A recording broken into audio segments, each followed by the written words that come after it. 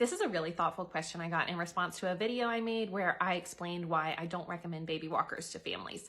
This question says, I waited until my child was able to pull up to stand to put them in a walker. Is that better or no? So there are a couple of different ways that we could look at baby walker use. The first is the anatomical perspective. So babies' bones and joints are not fully formed when they're born, and it takes time for their joints to become more stable and for their bones to become dense enough to support their weight in standing. So from that perspective, it would be better to wait until your child is pulling to stand to use a walker. But I still don't recommend them at any age. There's also the motor planning perspective. So at this age, your child's brain is rapidly forming connections.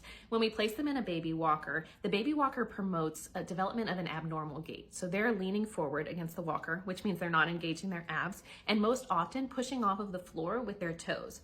So there's something that therapists call a motor plan, which means when a child or an adult is learning a new task, your brain is forming a guide for how to complete that task.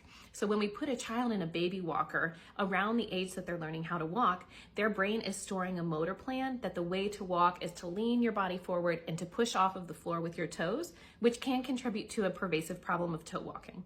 There are people who will insist that a baby walker taught their baby how to walk, but that's simply not possible because of the way that you move in a baby walker compared to how an individual walks independently. If anything, it can contribute to calf tightness, which, like I said earlier, can contribute to toe walking. And finally, I don't recommend them because of the safety perspective. Studies have shown that children in walkers can move several feet per second. And as a mom of twins, I can tell you that when injuries have happened in my house, they happen very quickly and even under close supervision. Putting a baby in a baby walker is taking a child who has no safety awareness whatsoever and putting them on wheels and enabling them to reach higher than they naturally can. It's a recipe for disaster. And if you scroll through the comments on any of my videos about these, you'll see a lot of really scary stories of things that have happened in baby walkers.